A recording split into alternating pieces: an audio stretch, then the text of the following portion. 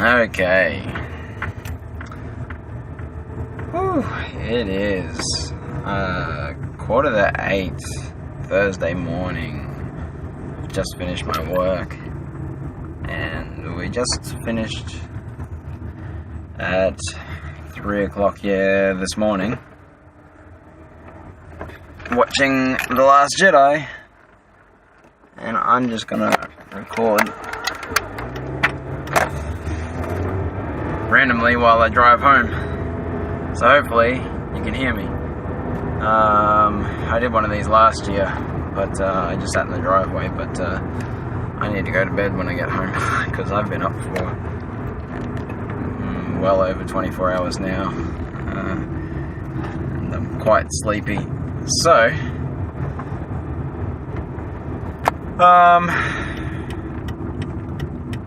this is same as I did last year. If anyone watched it, I think only a few people watched it, but I just did a very tired rant, not rant, just talk, randomly ranting. It's unstructured, unplanned, just talking because I need to talk about it. And please comment if you've watched this and you've seen it. So this is your warning. If you have not seen The Last Jedi yet, do not keep watching, because I am going to talk about it. I can't bring up my list. I've actually this time, as I've thought of things that I have questions about or just want to talk to people about, I've written it down, but I can't bring it up obviously because I'm driving and I'm recording and it's on my phone. If I switch it out, it stops recording. So who knows, there might be a part 2 to this later for things I forgot. But seriously, really enjoyed it. Really unexpected. It was really unexpected how much of it was really not conservative. They didn't play it safe. I feel like they really, to an extent, played it safe with The Force Awakens, which was understandable, but I wanted them to push it a bit more. Every Star Wars movie has pushed it to do something new, and I really enjoyed. I didn't expect them to just try so many things that are just new, and some of it we've kind of seen before, but not really on any of the main movies, any of the saga movies. Excuse me while I rub my nose.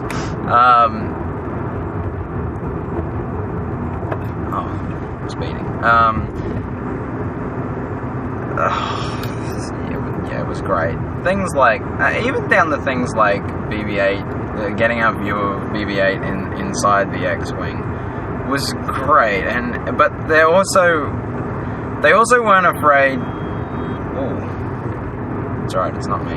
If you can hear the horn going off. Sorry, I have an itchy nose, and it's probably gross.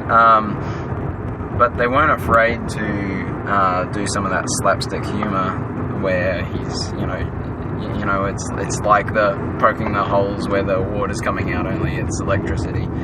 I thought that was great. I don't mind them doing stuff like that. I felt like the humor fell somewhere in between what they were doing with the original trilogy and what they did with the prequel trilogy.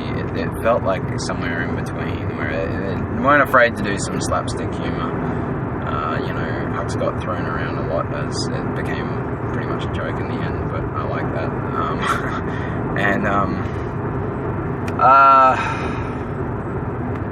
It's just great. But what else was there? There are things like Leia in the vacuum, force pulling herself back to the ship.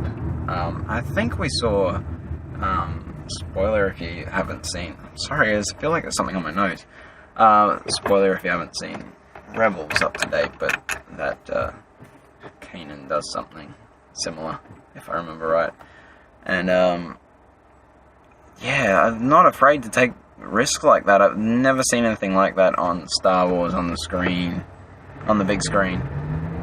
But just really cool, but just a great way to finally see Leia doing something cool with the Force. because she hasn't gotten to do a whole lot. Everyone was expecting her to fight with a lightsaber. I can see why that doesn't make sense. Well, they decided not to anyway. But that was great. That was so good.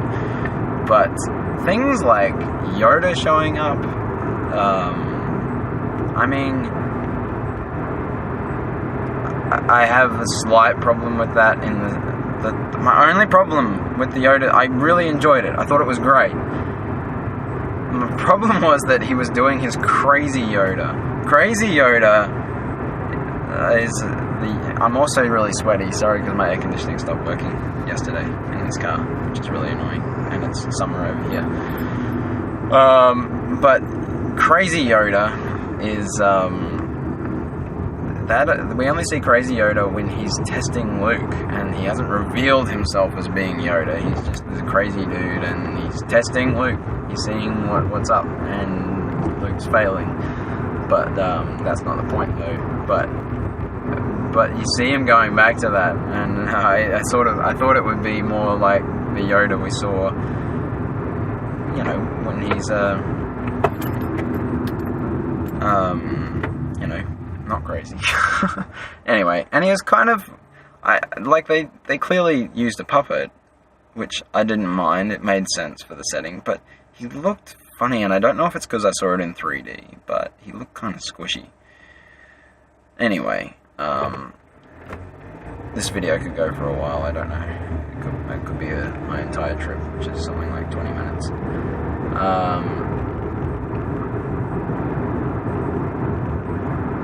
My goodness, I can't even remember everything that I was going to go through. Things like, I guess I was thinking about it. I did think of the whole, you know, mind force linking thing between Rey and Kylo.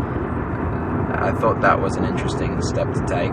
It's not that far off what we've seen before. You know, we've seen people communicating through the Force, but we haven't really seen them seeing each other, except the only other time I can think of. Once again, it's Rebels, if you haven't seen it, but sorry. But, you know, we see Ezra and Yoda can see each other for a period, so it was cool to see that. It also on the big screen. Yeah, wasn't expecting that. It was really well filmed. I liked that, the way they had done that. But, and then you've got, at the very end, you've got Luke stinking, whatever, you know, doing his you know, fake hologram version of himself, or a force hologram Luke, which was just, it was really cool. I was confused at first, because after they broke his original lightsaber / Anakin's lightsaber, suddenly Luke looks like he's wielding the same one. It looked like the same one. It was blue. I'm waiting for the green lightsaber to come out. I've got a fly buzzing around on me. I'm waiting for the green lightsaber to come out, and the blue one comes out. I'm like, what is happening? And then, you know, you can kind of see it. It's close enough you can see which lightsaber it is, and it looks like the original one. I'm like, he's got the wrong lightsaber, what's going on? I was a little disappointed not to see him fighting with the green lightsaber. That's some of my favourite stuff from Return of the Jedi, is just, you know, getting out the green lightsaber and carving everyone up. Get out of here, fly.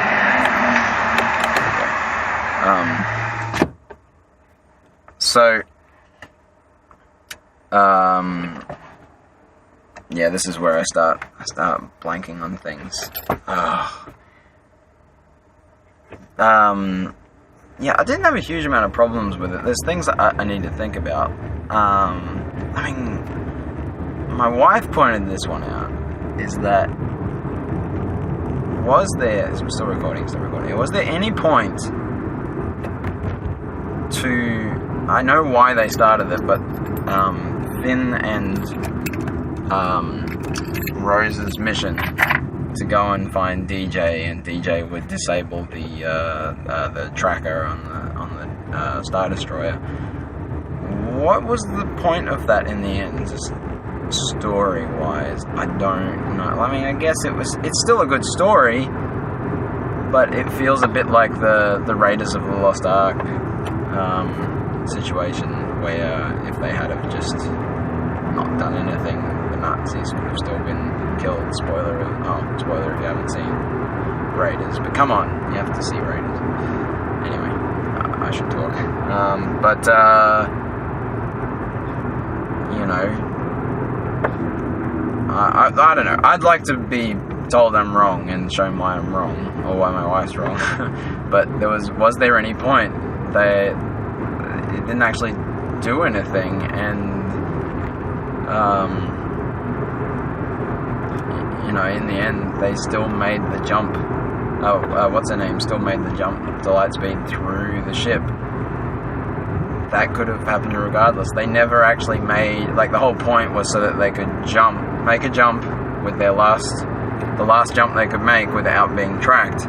The last jump they made was just, what's her name? Laura Dern's character. I forget her name now. The whole point was so that, but basically she sacrifices herself in the ship. And, so then there's no point. There's the, you know, I mean, was it just so that we could get the Finn and Phasma fight? Was it? It looked like maybe at some point in the script that Rey was going to meet up with Finn and Rose on Snoke's ship.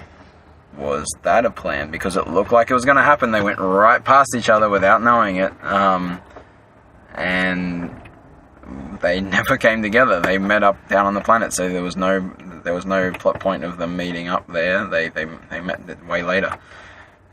So I don't know. Phasma probably would have died anyway. Maybe she could have gotten away on the shuttle, I guess.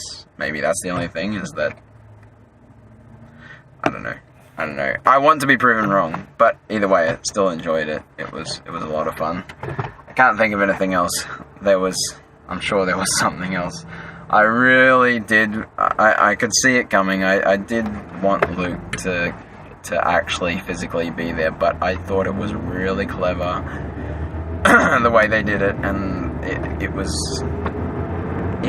well written for his character that he stayed on the island, but still wrapped things up, still helped, still was involved, but he stayed on the island, and that he was able to just end things and become one with the Force. I thought when Kylo Ren cut through him that he was going to, we were going to have the way Obi-Wan went, where he was cut, and you were going to see his robes drop down to the ground, empty, and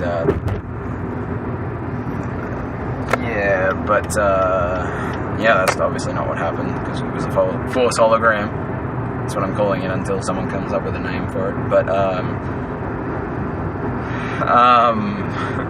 But the moment that he looks up at the sun, and then you hear the music, same music as when he was looking out at the sunset in A New Hope, and then it zooms out, and there's two suns, and I knew it was coming. I didn't want it to happen. I wanted to have him go through to the next one. You know, this is the character that I pretended to be when I play as a kid.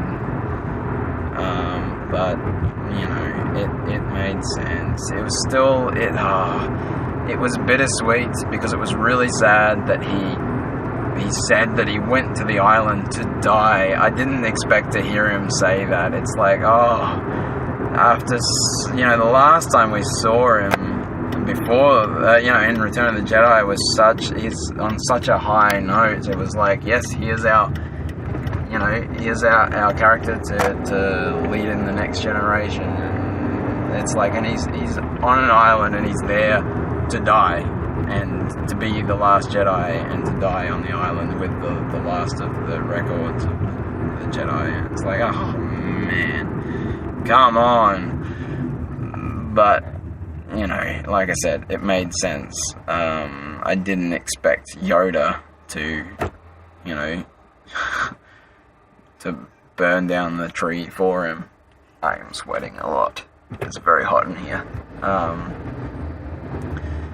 It's alright, I'm gonna have a shower when I get home. So, I really enjoyed it. I need to go back and see it again. But, yeah, great time. I'm really tired. I'm probably gonna do a part 2 of this and join them together or something after I get home. So this could be really long, but please comment if you have something to say, because part of why I'm doing this is because it can be really tough for those, in particular for those first couple of days that no one sees it. But I don't tweet any spoilers or post any spoilers or do anything, because I know how it is when you just can't get to see it. There are movies I just don't get to see in cinema. Star Wars is not one of them. Yeah, kind of a must. But I know people that they don't ever, they always want to and they don't quite get around to it. So I'm not one of those people that are like, oh, it's been out for 3 days, if you haven't seen it, it's your own fault. That's the dumbest thing I've ever heard in my life. That's from people that have always had an expendable income, expendable time. Expendable? Am I saying that right? Whatever. I'm tired. That makes sense. Yeah, expendable. Whatever. But, and probably never had kids. I don't exactly have any of those 3 things. But, anyway, except I managed to stay up all night anyway. But, yes.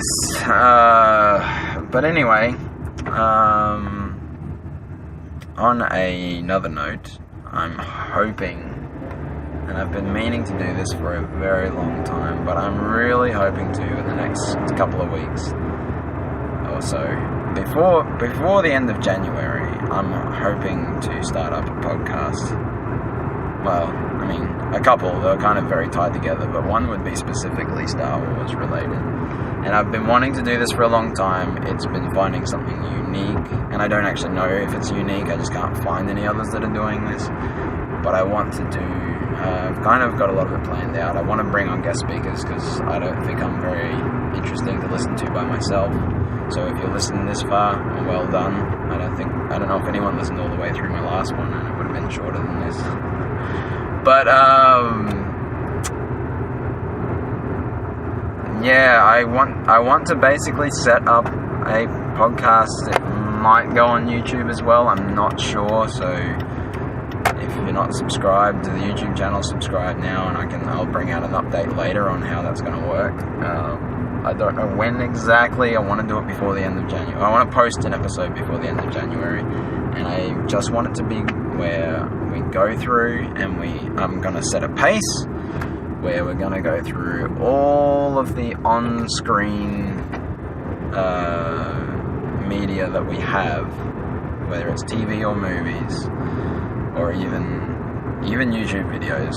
We have Forces of Destiny now, and we get other little things, whatever. Yeah, anything like that. There's even that HoloNet news website that's apparently canon. But I want to go through everything in chronological order and have it finish before episode, in time for episode 9. So basically spending almost 2 years going through everything on screen, and we can take our time, and this will be a sort of thing that it'll both be for just if anyone wants to go through everything that's ever come out in order, which I kind of want to do. I haven't really done it properly. That is include Clone Wars, include Rebels, and we go through it all in order, but we also touch on all the important tie-in material, so it's also for people that aren't able to consume all the books and the comics and whatnot. I mean, I won't be 100% full because I haven't consumed them all, and I don't know if I ever will, but I'll go through as much as I'm able to, and if I have guests on that are familiar with the stuff, So, I don't know if I'm explaining that very well, but yeah, it's, that's what I'd like to do,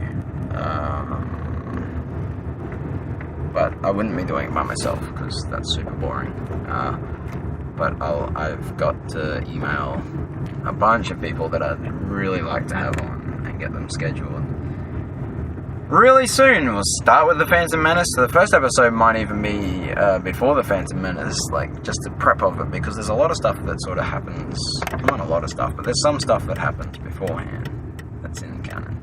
And I don't want to go through everything in canon. I want to go through all the on-screen stuff and all the things that I feel are, you know, closely connected to what's on screen, if that makes sense. So there are, you know, the Rogue One Catalyst novel would be important, but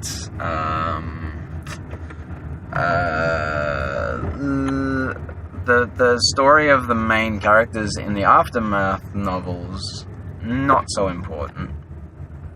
I'm just going to pull up here for a sec, because all my kids are going to come running out, and I'm just going to finish this up. But all the Aftermath main characters are not as important. But I would touch on the things that are happening throughout the galaxy with the main characters. Something like that. Anyway, but mainly for people that just can't do it. And, or if you can, but you kind of forgot where a lot of it was and you want a refresher on it. Anyway, but I don't want it to be too insanely structured. I want it to be half casual, half, you know, we're going through all this stuff, but also have some fun with it and have some actual discussion on things. I really need to carefully choose who I want to have on for episodes 1 and 2. You know, the probably the most criticized episode. Well, it's not hard for me to find people that like the prequels. It's finding people that have time to come on and want to come on the show. So anyway, I'm wrapping this up because I'm pulling into my garage now. So I'm going to chuck this up soon. I may continue on. If it looks like there's lots of time left on the video, that's because I've tacked on a second part. So goodbye, and hopefully I will talk to someone in the comments. How long did we go for? 22 minutes. Well done if you came by this far. Goodbye. Alright, so I am back. I'm hiding in the garage, inside the car with the windows up, because there's no privacy, and my kids haven't seen it. I'm rubbing my nose again. So, I went through my list, and there is more. So, I'm going to just run through this. It sounds so silly. I've got my list to go through. But I want to just put this up, put it out there, and anyone who's seen it can watch and let me know what they think. So one of my biggest problems that I forgot about, so I guess maybe it's not that big, but seriously, still almost no R2. And he's got one scene. One scene I can remember. I don't remember him showing up any other time than when he turns around and talks to Luke. Why? I don't remember. Was he ever in another scene? Remember, if you're watching this later, I've only seen it once a few hours ago, and I've had no sleep. I've been awake for like 28 hours or something. What's up with that? Also, secondly, there's a common misconception that Luke can understand R2. In the original trilogy, at least, he could not understand him. Just saying. Look it up. I'm not going to explain it right now if you're not sure, but trust me, he can't understand him. He has to have it translated. Clearly, there's a mistake or he's learned, but there's been 30 years of a gap, so I'm going to go with the theory that he's learned it. He's learned how to speak droid. That's not a huge issue, but I just wanted to see R2 more often, because him and 3PO have been they've been the storytelling thread through all of the movies. except Rogue One. That's not what I'm talking about the saga movies. They were in Rogue One, but they weren't a storytelling device. I'm glad to confirm that it's definitely not an Empire Strikes Back remake, like a lot of people thought it was going to be. Everyone kept saying, well, in Empire Strikes Back this happened, so this thing must happen. No, there's probably some mirroring. There are things that mirror it. But, you know, all of them mirror each other, you know. Okay, real quick point. I could be completely crazy and it could be completely wrong. I swear in that scene where they're in the trench and the guy tastes the salt and says, well, it's salt, the guy next to him that looks over at him, and I could be so wrong. Like I said, remember, if you're watching this later, I've only seen this once. And I could look at it again and think it looks nothing like him. I could swear the guy next to him was Gareth Edwards. I don't know if that was a cameo or if I'm just completely wrong. I'm just putting it out there. If anyone hears that and then goes and sees it again, let me know if you think it is, or if I'm completely wrong. I liked that the Resistance is basically the Rebellion now. I love that. I didn't expect that to be so exciting. I think I really missed calling them the Rebellion. Well, I'm not very centered. Let me just lean this back. No, that's awkward. Let's not do that. So awkward.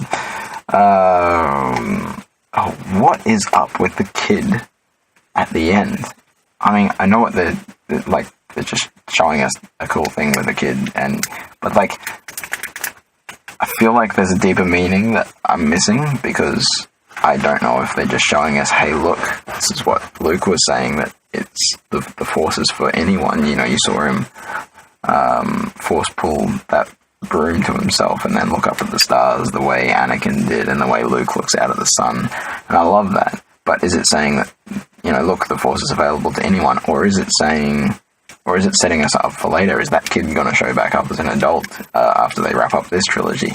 I'm not sure if that's what they're going to do, but it's looking like we're pointing towards having a trilogy and then moving on to something else. I don't know, but it's starting to look that way. One little point, and it's not a huge deal, and I'm not some prude that can't handle it, but it was really, really, really mild. So really not a huge issue, but there's very, very mild coarse language in it. I mean, I call it that. Super mild. My wife didn't even notice it, but I was like, yeah, they were saying words that have never been in Star Wars before. We've had hell show up before in the original trilogy. I don't recall there being a damn until The Force Awakens, but there was it was weird to hear anyone say bloody bastard and ass. I'll say it that way. The way he says it's a big ass door, whatever he said. It sounds weird coming from my Australian accent. But anyway, what's up with that? I didn't expect to get that. Not a big deal, but why? It didn't seem necessary. When they've steered away from it. It was a bit like the whatever the creature is, you know, farting in episode 1 was so out of place. Really, it's one thing. It's actually my biggest thing about the Phantom Menace that I don't like. And I do actually like the Phantom Menace, but I don't like that. I think it's really a bad decision. Anyway, not a big deal, but I mean, didn't need to be there. That was about it, I think. Oh, something I liked. I did like that Rey. I liked the way how Rey went into that cave thing hole. And it was a lot like, you know, Luke going into the cave / tree thing. But I liked, that was so trippy, but it was really cool. I really enjoyed that. Anyway, that's just something I took note of. that's about it. I just want to list those things off because I'm mainly doing this video because I want to talk about this with people. So if anyone watches this, please comment. Give me your thoughts. I want to talk. I think only like 20 people watched my last one from a year ago, so I'm not really expecting that many people, but whatever. What are we up to? 7 minutes, so I can't remember what it was, 20 something on the other one, so you could easily be sitting here for half an hour. Speed it up, watch it on half speed or something. Anyway, it was fun. I'll hopefully chat with someone in the comments.